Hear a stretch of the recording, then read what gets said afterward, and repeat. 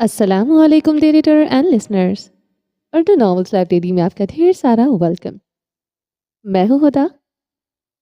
शतरंज बाय मोहम्मद वसीम मौसम अली आसम की एपिसोड नंबर 2 है, बाब दोम है, जिसका नाम है गुरु। अगर आपने अभी तक मेरे चैनल को सब्सक्राइब नहीं किया तो जल्दी से अभी सब्सक्राइब कर दें, लाइक एंड शेयर करें और अपनी राय कमेंट बॉक्स में लाजमी दें। ये टोटली डिफरेंट स्टोरी है और तो मुझे उम्मीद है कि आप लोगों को बहुत पसंद आएगी। तो टाइम नहीं ज़ाया करते, चलें स्टार्ट करते हैं।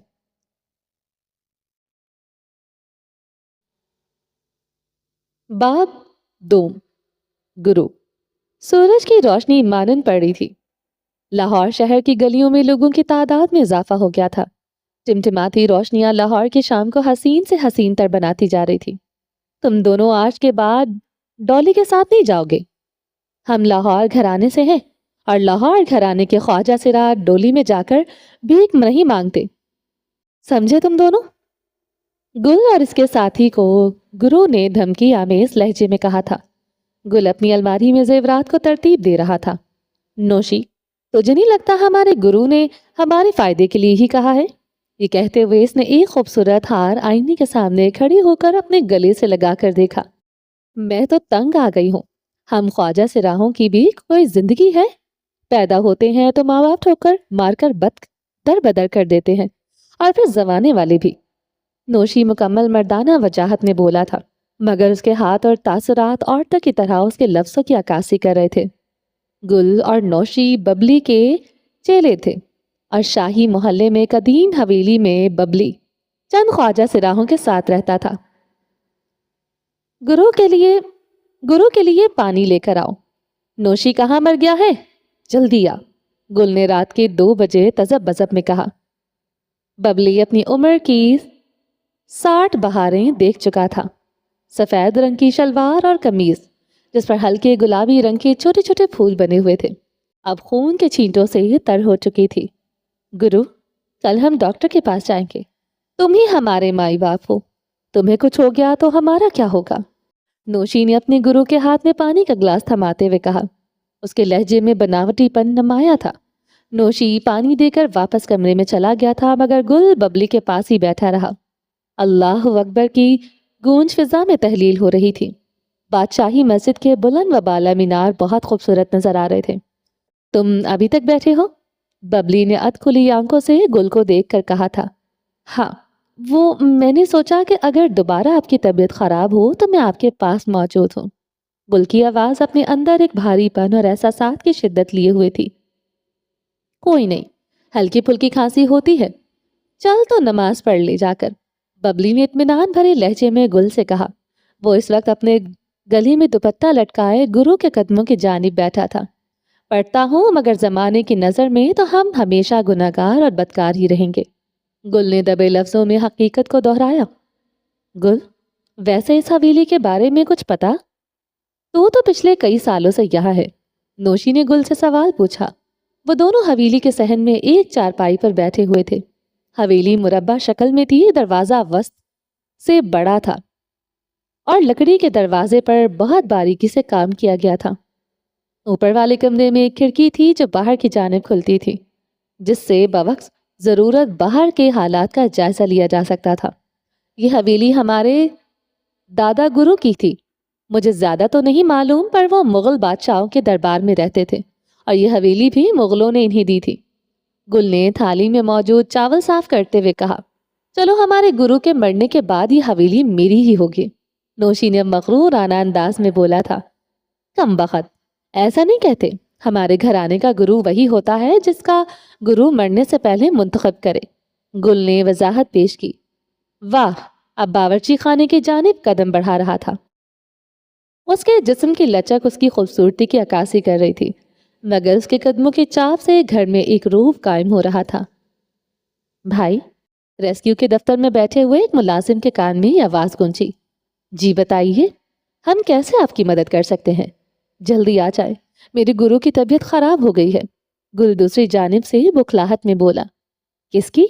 मुलाजिम ने नासमझी से पूछा। बाबर उर्फ बबली, मेरे गुरु। गुल ने जल्दी में एक मुख्तसर सा तारुफ पेश किया। دیکھیں، ہم مرد و خواتین کی جان بچانے کے لیے کوشاں ہیں، مگر ملازم کی بات ابھی مکمل نہیں ہوئی تھی کہ دوسری جانب سے کال کاٹ دی گئی۔ ایک پل کو گل نے سوچا کہ کاش اس دنیا میں انسانوں کے لیے بھی کوئی قانون ہوتا۔ وہ ببلی کو اپنی مدد آپ کے تحت ایک چھوٹے سے ہسپتال میں لے جا کر پہنچا تھا۔ ببلی کا بستر مریضوں کے وارڈ میں نہیں تھا، اسے ایک چھوٹے سے کمرے میں شفٹ کیا گیا تھا، جس کی وجہ سے اس معاشرے کے کن ذہن افراد ہی بتا سکتے تھے۔ ببلی کی طبیعت ذرا سے سنبھلی تھی کہ ڈاکٹروں نے چھٹی دینے کی نام پر اسے ہسپتال سے نکال دیا۔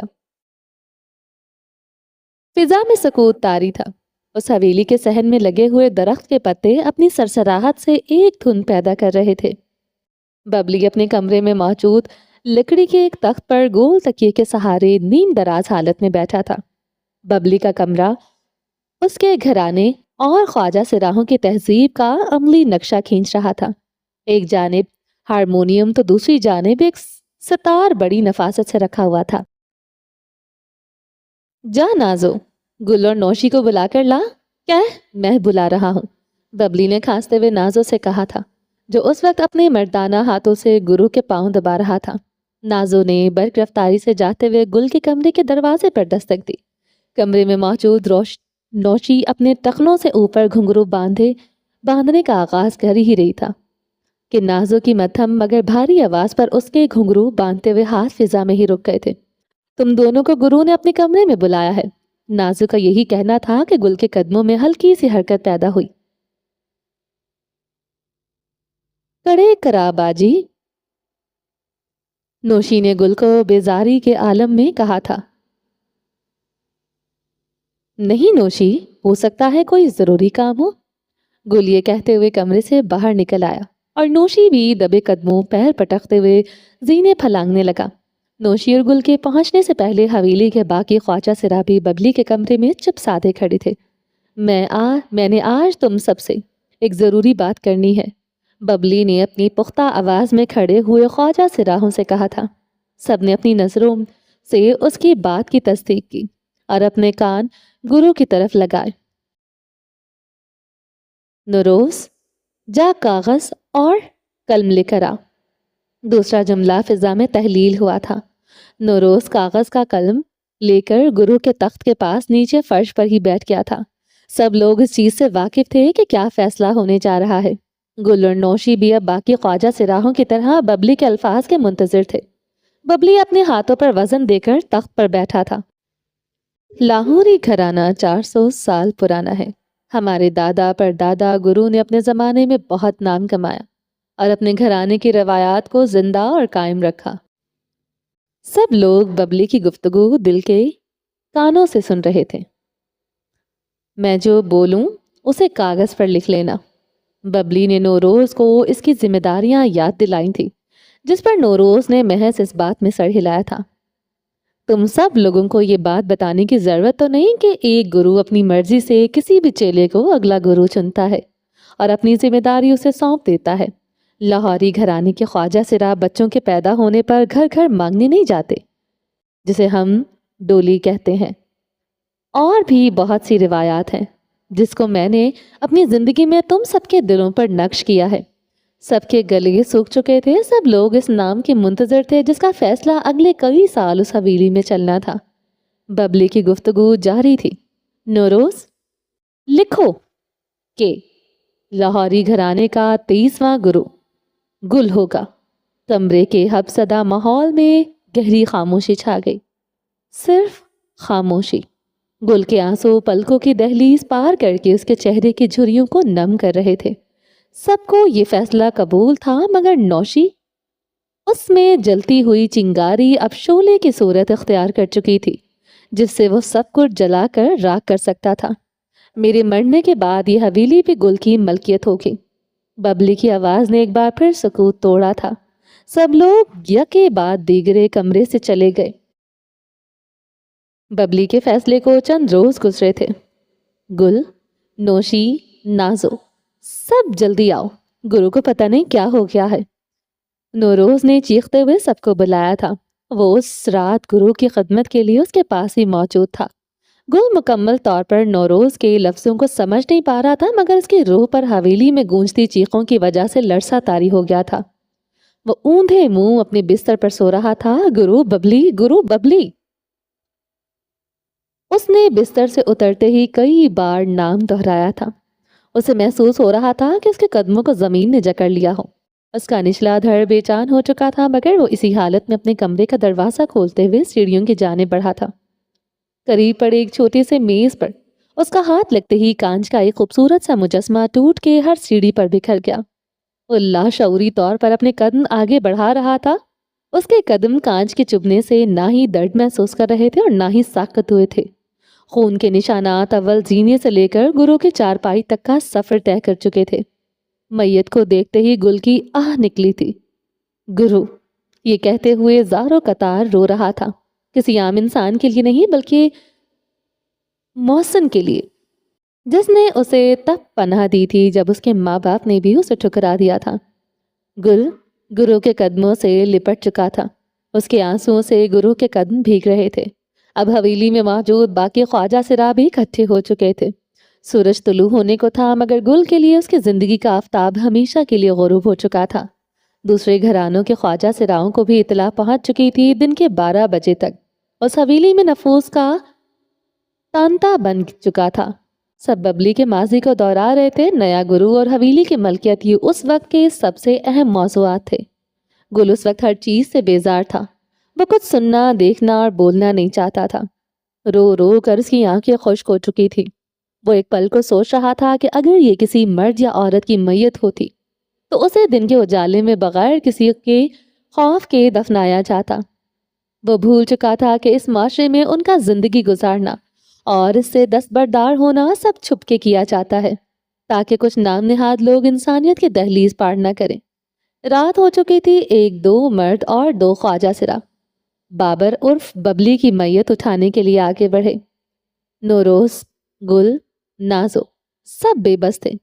وہ کچھ نہیں کر سکتے تھے، صرف گریہ کر سکتے تھے اپنی قسمت پر اور اپنے موجود ہونے پر۔ گرو کی موت کو 1 مہینہ ہو چکا تھا۔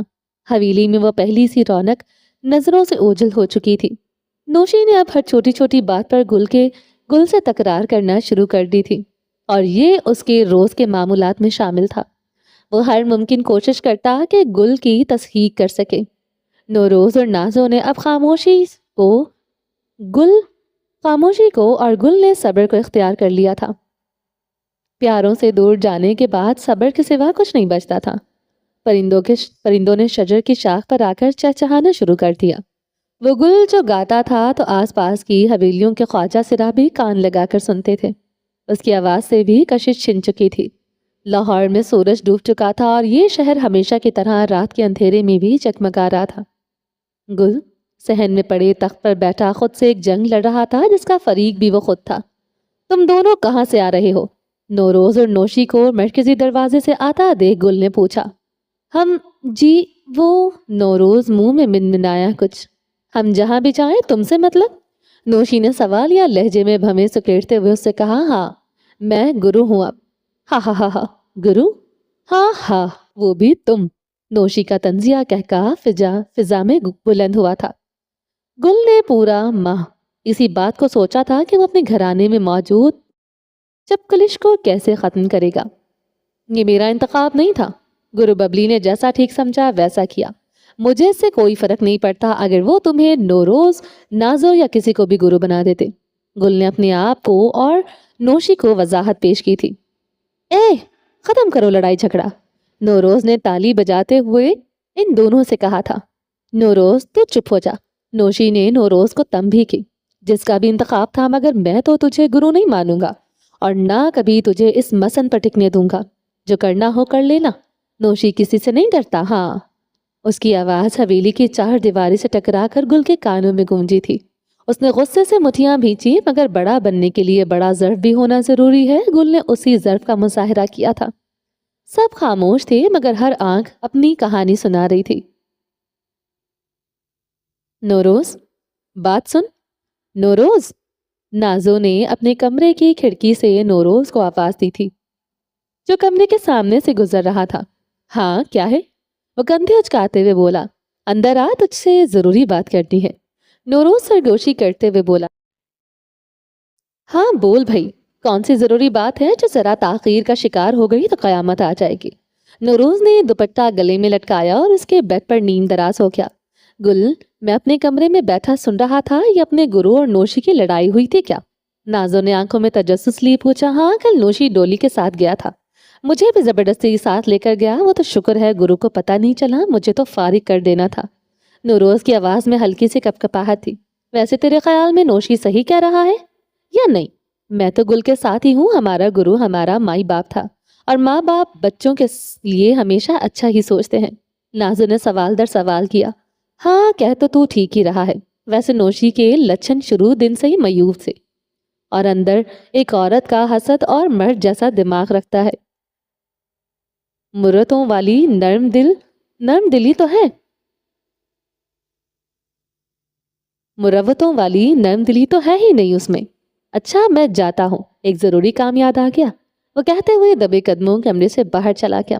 لاہور شہر کی گلیوں میں بوجھل سناٹا تھا۔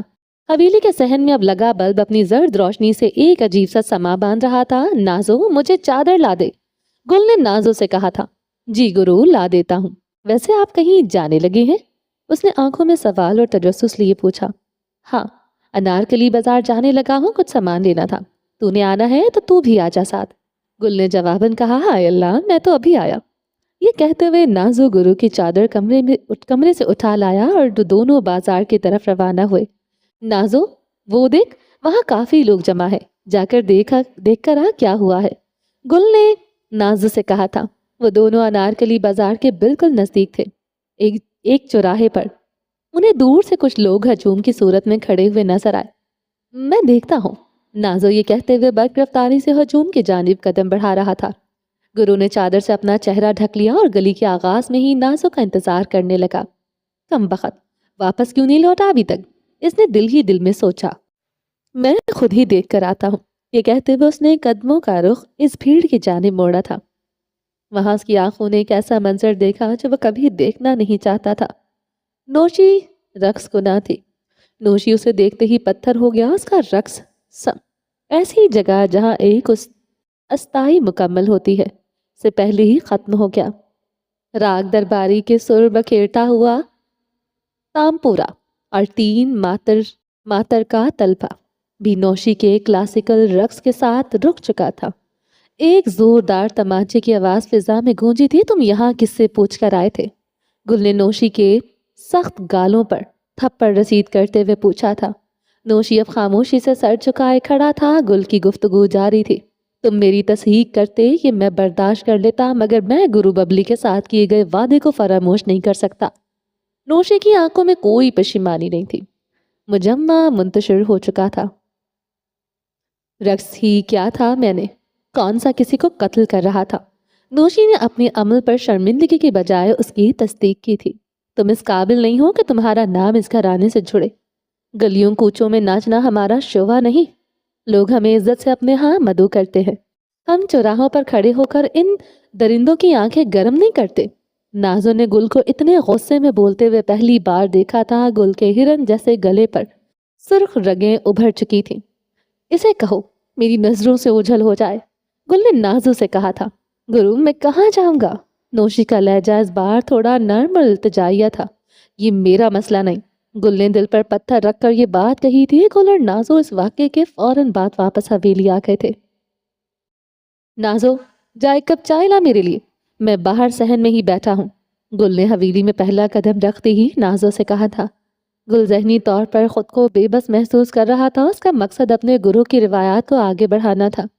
روز اس کی مشکلات میں اضافہ ہوتا جا رہا تھا، جس کی مرکزی وجہ نوشی ہی تھا۔ فضا میں خنکی شامل تھی۔ آسمان گل کی طرح خاموش تھا۔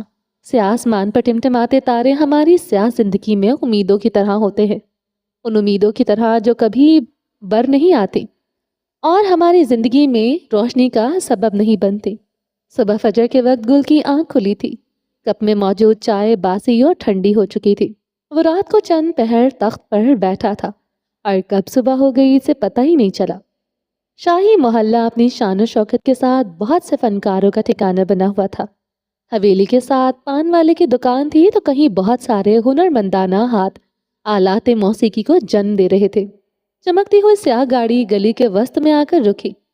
کیچڑ کے چند چھینٹے گل کے کپڑوں پر جا پڑے جو اس وقت اپنی حویلی کی جانب جا رہا تھا۔ خدا ہدایت دے انسانوں کو، گل یہ کہتے ہوئے حویلی میں داخل ہو گیا۔ اس گاڑی میں موجود شخص کو دیکھتے ہی گلی میں موجود تمام لوگوں کی آنکھیں چندھیا گئی تھی۔ وہ یزدان یوسف تھا اور اسے دیکھ کر لوگوں کی آنکھیں ہمیشہ چندھیا جاتی تھیں۔ ہیزل رنگ کی آنکھیں، نفاست سے بنے بال، ایک باروب مگر پراسرار شخصیت۔ اس نے پہلا قدم زمین پر رکھتے ہی گل کی حویلی کی طرف نگاہ اٹھائی، جیسے شکاری اپنے شکار کی طرف دیکھ رہا ہو۔ اس نے آنکھیں ہر ایک چیز کو باریکی سے جانچ رہی تھی۔ اس نے اپنا قدم حویلی کی جانب بڑھایا۔ صحابی خواجہ سراہوں کی حویلی ہے، گرو گل کی ملکیت۔ ساتھ بیٹھا پان والا اپنے منہ میں پان لیے بولا۔ اس کی دکان پر چلتی قوالی سے یزدان یوسف اس کی بات کو مکمل طور پر سن نہیں سکا، یہ شاید وہ سننا نہیں چاہتا تھا۔ وہ مرکزی دروازے سے اندر داخل ہوا۔ نازو صحن میں بیٹھا نوروز سیک کے بالوں پر تیل لگا رہا تھا۔ اس کے تیل لگاتے ہاتھ وہیں رک گئے اور آنکھوں میں اس نوجوان کو دیکھ کر تجسس سا پیدا ہوا۔ اٹھ نوروز، جا گرو کو بلا کر لا۔ نازو نے دوسرے ہاتھ سے نوروز کے کندھے کو ہچکولا دیا۔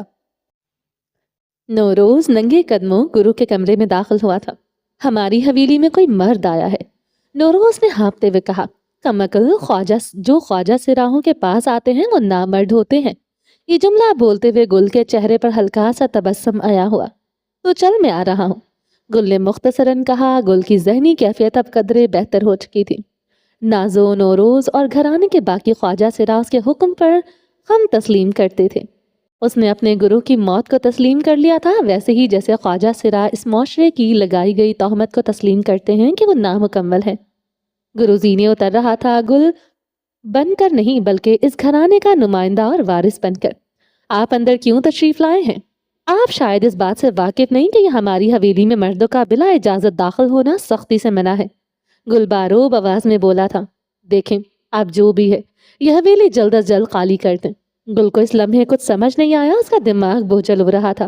سوچے ایک دوسرے کے ساتھ ٹکرا کر دم توڑ رہی تھی۔ اس نے انجانے میں سر کو جھٹکا۔ یہ حویلی؟ گل کی آنکھیں حیرت کے باعث پھیل چکی تھی۔ اس کے ہاتھ کی ایک انگلی زمین کی طرف اشارہ کر رہی تھی۔ یہ حویلی میرے گرو نے میرے حوالے کی تھی اور میں ان کے بعد اس حویلی کا وارث ہوں، اس نے جواباً کہا۔ یزدان بغیر اجازت برآمدے میں پڑی ایک چارپائی پر بیٹھ گیا۔ یہ جس کی بھی تھی آپ بھول جائیں۔ اس کا کہکا فضا میں بلند ہوا۔ Excuse me. وہ موبائل اپنے کان سے لگائے یہ کہتا ہوا حویلی کے دروازے سے باہر نکل گیا۔ آپ بس مجھے چند دن کی مہلت ہے، وہ تمام گھر میں خالی کروا لوں گا، یزدان نے موبائل پر بات کرتے ہوئے کسی سے کہا تھا۔ کال کاٹتے ہوئے اس نے موبائل سامنے پڑی ہوئی میز پر پٹکا۔ اویس، اویس، اس نے اپنی مینیجر کو چیخ کر بلایا۔ اس کا گندمی چہرہ غصے سے سرخ ہو چکا تھا، کنپٹیوں سے رگیں ابھر رہی تھی اور ماتھے پر شکنوں کا جال سا بچھا ہوا تھا۔ پروجیکٹ کی کیا صورتحال ہے؟ اس نے اویس سے پوچھا جو اس وقت دروازے کے اندر داخل ہو رہا تھا۔ سر، باقی سارے خواجہ سرا اپنی حویلیاں خالی کرنے کے لیے تیار ہیں، مگر گل نہیں مان رہا۔ میرے جانے کے باوجود بھی اس نے حویلی خالی نہیں کی۔ یزدان نے اویس سے غضبناک انداز میں پوچھا۔ سر، آپ کے وہاں جانے کے بعد ہماری ٹیم نے بھی کوشش کی تھی، مگر ان کی طرف سے کوئی مثبت رد عمل نہیں ملا۔ پیسوں کا لالچ دو اسے، باقی سب خواجہ سراؤں نے پیسوں کے عوض ہمیں حویلیاں سونپ دی ہیں، اسے اس بات پر قائل کرو۔ وہ اب اکتاہٹ سے بولا تھا۔ اس کا دفتر خوشبو سے معطر تھا، ایک ایسی خوشبو جو صرف یزدان یوسف کے وجود سے اٹھتی تھی۔ یزدان یوسف جس کا کنسٹرکشنز کمپنی میں کام کرتا تھا، وہ اب شاہی محلے کی جگہ ایک ہوٹل بنانا چاہتے تھے، کیونکہ وہ جگہ کاروباری لحاظ سے بہترین تھی۔ انسان جب اپنا فائدہ سوچتا ہے تو اس وقت اسے صرف اپنی ذات ہی دکھائی دیتی ہے، کوئی اس کے سامنے روئے گڑ گڑائے یا اس کے ہاتھوں کسی بے بسی کی زندگی تباہ ہو جائے، اسے کوئی فرق نہیں پڑتا یہ لڑکا ہے یا لڑکی۔ اس کے ہم جماعتوں نے اسے تانا دیا تھا اور اس کے وجود پر ایک زوردار کہکا بلند ہوا تھا۔ بچوں، میں نے سنا ہے کہ اسے پرنسپل اسکول سے نکال دیں گے۔ اس کے عقب میں بیٹھی اس کی ہم عمر لڑکی نے پوری جماعت کو مخاطب کرتے ہوئے طنز کیا تھا۔ گرو کو اپنے بچپن کا ایک واقعہ یاد آیا جب وہ یزدان اور اس کے مطالبات کے بارے میں سوچ رہا تھا۔ مجھے تو ہمیشہ در بدر ہی کیا گیا ہے، اسکول سے، گھر سے، اور اب اس حویلی کو بھی یہ دنیا مجھ سے چھیننے پر اتر آئی ہے۔ اس کا موم جیسا دل درد کی آگ میں جل کر پگھل رہا تھا اور اس کے چھینٹے اس کے جسم کو جھلسا رہے تھے۔ اس کا رخ ببلی کی تصویر کی جانب تھا، جو کہ ببلی کے کمرے میں ہی نصب کی گئی تھی۔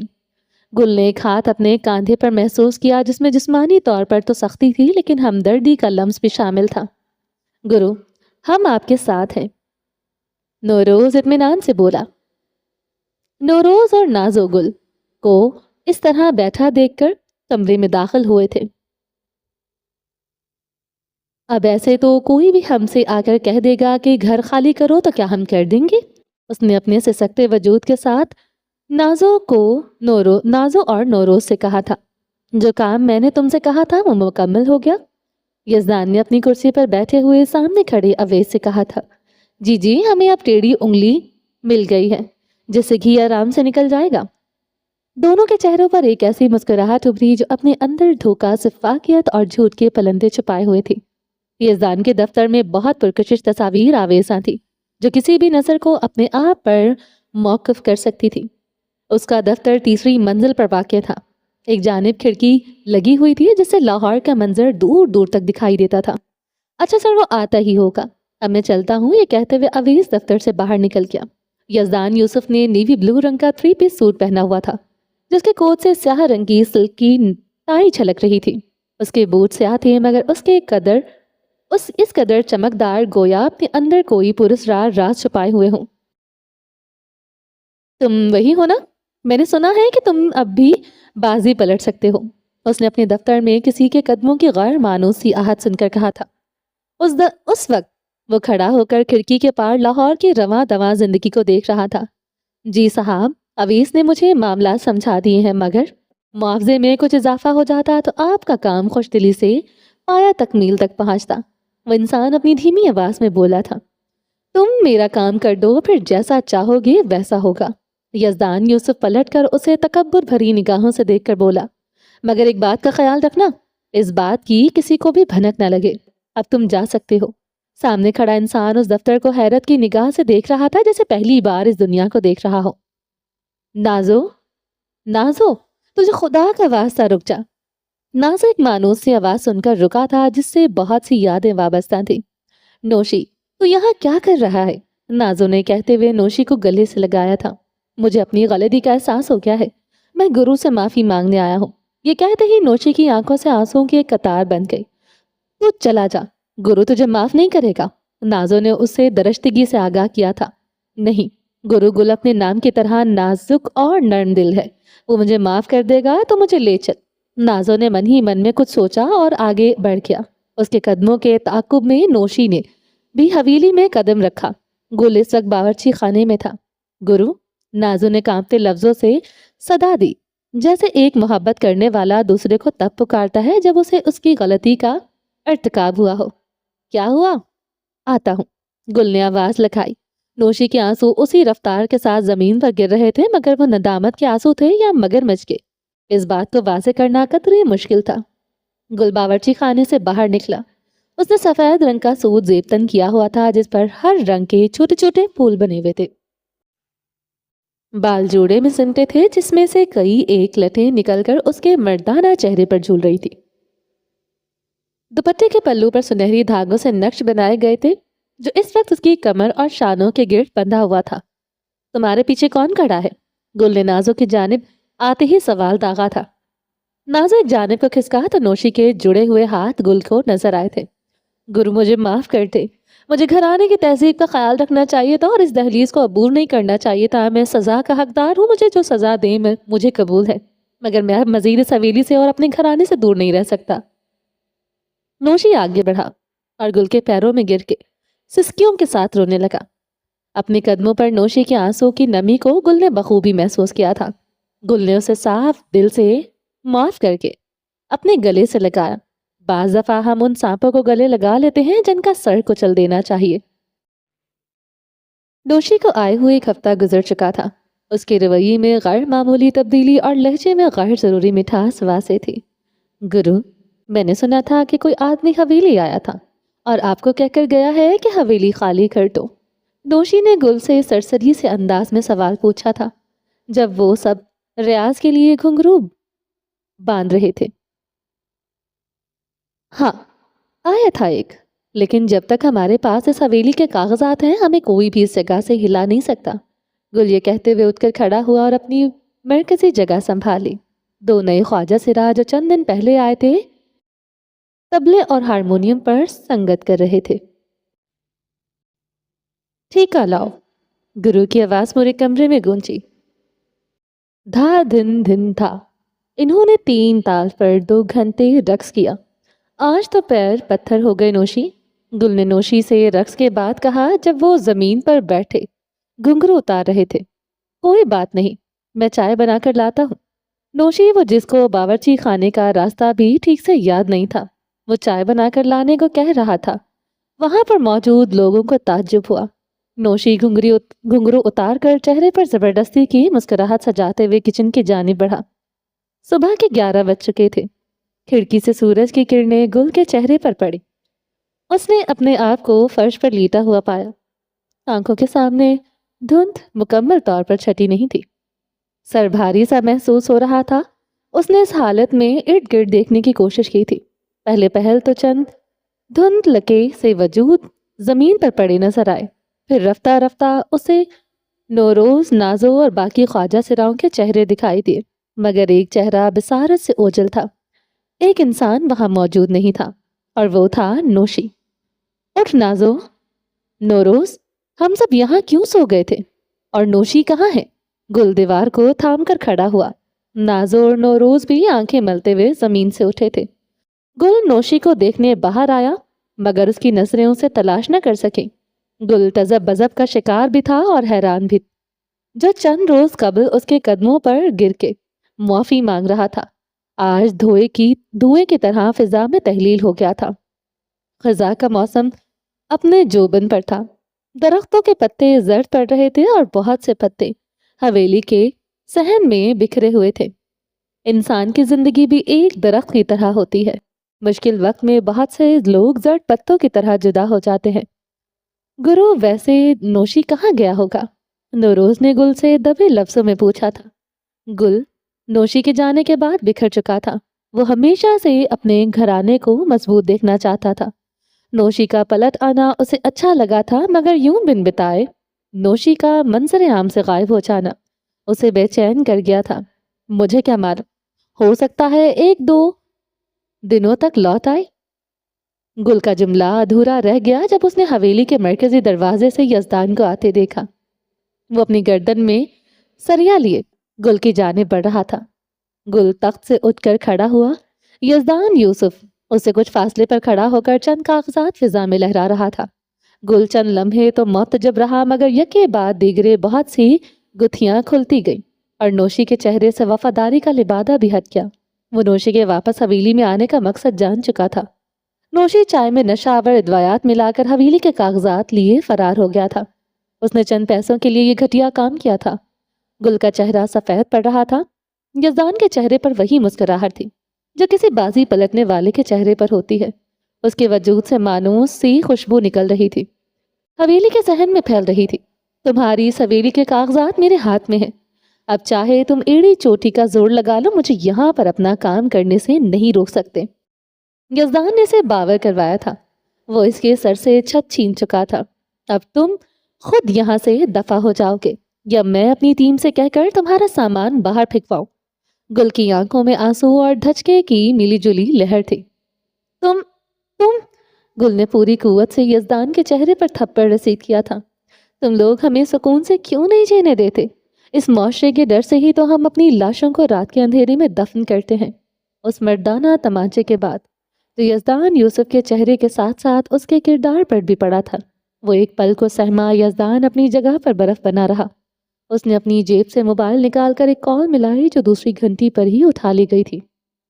हेलो, अवैस आदमियों को अंदर भेज दो। कॉल कट चुकी थी। चंद लम्हों के वक्फे के बाद चंद आदमी उस हवेली में दाखिल हुए। लोगों को इनके सामान समेत उठाकर बाहर फेंक दो। गुस्से से उसकी रगें उभर चुकी थीं और चेहरे पर कई रंग आ जा रहे थे। वो लंबे लंबे सांस लेकर खुद को नॉर्मल करने की कोशिश कर रहा था। मुझे چند گھنٹوں میں یہ گھر خالی چاہیے۔ یزدان کا لہجہ تحکم تھا۔ ایک آدمی کو ببلی کے کمرے کی جانب جاتا دیکھ گل اس کی طرف دوڑا۔ سب کو پہلے سے ہدایت دی جا چکی تھی کہ گل اور باقی خواجہ سراہوں کو کیسے سنبھالنا ہے۔ اس آدمی نے اپنے کسرتی بازوں سے گل کو زمین پر پٹکا۔ گل کا ماتھا زمین پر زور سے لگا اور اس میں سے خون کا ایک فوارہ سا جاری ہو گیا تھا۔ زمین پر برق رفتاری سے خون کے چھینٹے گر رہے تھے۔ اسے باندھ دو، یزدان نے پاس کھڑے آدمی سے درشتگی سے کہا۔ گل کو رسیوں سے جکڑ دیا گیا۔ اس کی حالت بے حد خراب تھی۔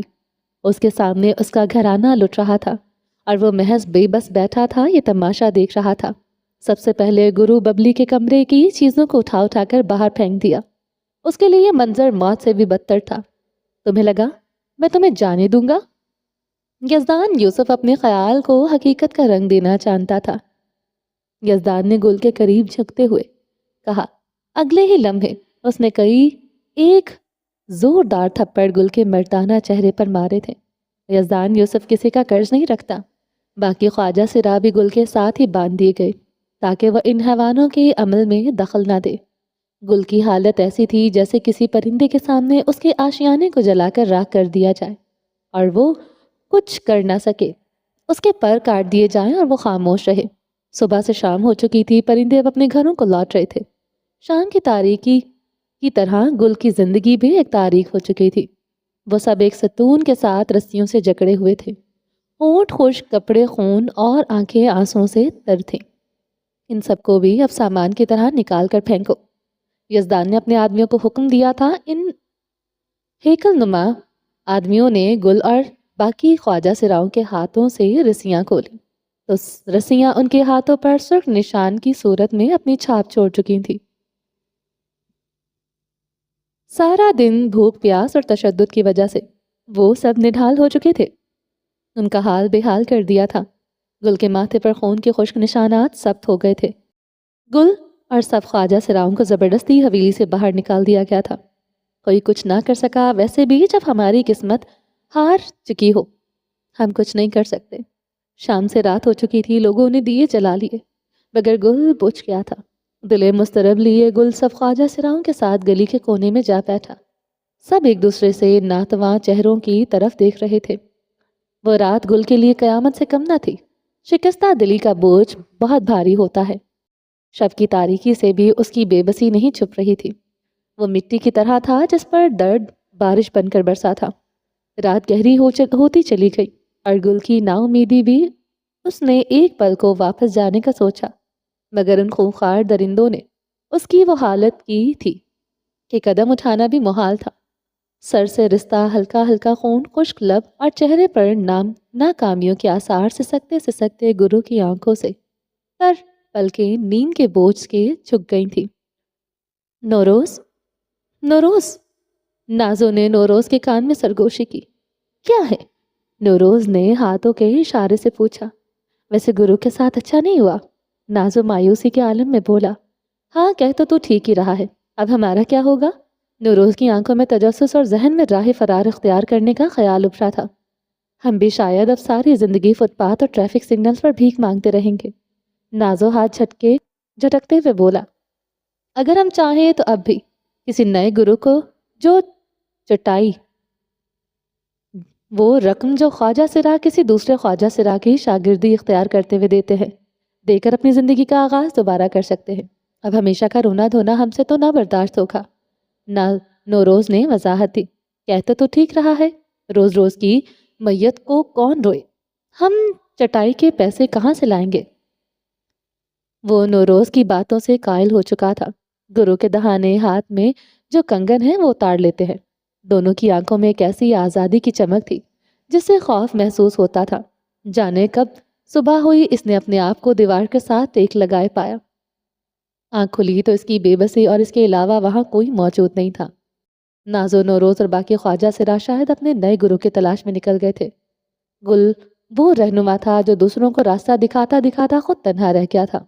اسے کوئی تکلیف نہیں پہنچی، اس کے لبوں سے آہ نہیں نکلی، کیونکہ درد انسان کو پتھر دل بنا دیتا ہے۔ تو کیسا لگا میرا ماسٹر پلان؟ یزدان نے شرارت بھرے لہجے میں اویس سے پوچھا۔ وہ دونوں اس کامیابی کے بعد کسی ریستوران میں کھانا کھانے آئے تھے۔ मध्यम से रोशनी से इसके चेहरे पर एक चमक पैदा हो रही थी। आधे कफन समेटे हुए वो सताइशा अंदाज में टांग पर टांग रख धरे बैठा था। बहुत से खूबसूरत चेहरों के पीछे सफाकियत से भरपूर जहर और इंसान के लिबादों में शैतान छुपे होते हैं। वैसे उसका क्रेडिट तो मुझे भी जाता है। अवेश एक आईब्रो ऊपर को खींचते हुए बोला था। नहीं, नौशी को पैसे देकर फाइल चोरी करवाने का मंसूबा तो मेरा था। यजदान इत्मीनान भरे लहजे में बोला, वैसे अब वो लोग रहेंगे कहाँ? अवेश के जुमले में इंसानियत से ज्यादा फिरौनियत की बू आ रही थी। इन लोगों का क्या है? किसी भी गली कूचे में रह लेंगे, हमें अपने काम से मतलब था। कोई मरे जिए हमें क्या? यजदान और अवेश ने एक कहका बुलंद किया। आसपास मौजूद लोगों ने ताज्जुब की निगाह से उन्हें देखा था। अब हम दोनों की प्रमोशन होगी। अवेश गुफ्तगू को तोल देते हुए बोला, देखते हैं। यजदान ये कहते हुए खामोश हो गया क्योंकि वेटर खाना लेकर उनके टेबल पर पहुंच चुका था। वो दोनों अहदों की दौड़ में इस कदर अंधे हो चुके थे कि हलाल और हराम की तफरीक भूल चुके थे। इंसानियत के ऊपर से पुश्त डालकर वो बहुत से लोगों से उनका घर छीन चुके थे। गुरु को दरबदर हुए 2 माह बीत चुके थे। चेहरे से रौनक और लफ्जों से नफासत रूठ चुकी थी। गुल ने इन 2 महीनों में ऐसे हालात भी देखे कि कई दिन रोटी का एक निवाला मुंह तक नहीं पहुंचा। वो दुनिया के मकरू चेहरे से तो वाकिफ था, मगर ये मजलूमों के लिए इस कदर अलमनाक हो गई इसके वहमो गुमान में भी नहीं था। वक्त के साथ साथ उसकी सोच को भी थारस मिली थी। वो ताउम्र इस कदर अजियतनाक जिंदगी नहीं गुजार सकता था। उसके दिल के किसी कोने में अब भी एक उम्मीद थी कि सब ठीक हो जाएगा। वक्त ने जहां उसका मान तोड़ा, वहीं उसके जख्मों पर भी मरहम रखा था। वो तन्हा रहना सीख चुका था और अब तने तन्हा अपने हक के लिए लड़ना भी चाहता था। वो यजदान यूसुफ से अपनी हवेली वापस लेना चाहता था। मेरे तन के जख्म न गिन, अभी मेरी आंख में भी नूर है। मेरे बाजुओं पे निगाह कर, जो गुरूर था गुरूर है। अहमद फराज। चलें जी, ये सेकंड बाब यहाँ पर ख़त्म होता है। उम्मीद है आपको ये एपिसोड पसंद आई होगी। अगर आपने अभी तक मेरे चैनल को सब्सक्राइब नहीं किया तो जल्दी से अभी सब्सक्राइब कर दें, लाइक एंड शेयर करें और अपनी राय कमेंट बॉक्स में लाजमी दें। अपने ढेर सारा ख्याल रखिएगा, दुआ में याद रखिएगा। मिलते हैं नेक्स्ट बाब में नेक्स्ट एपिसोड के साथ। तब तक के लिए अल्लाह हाफिज़।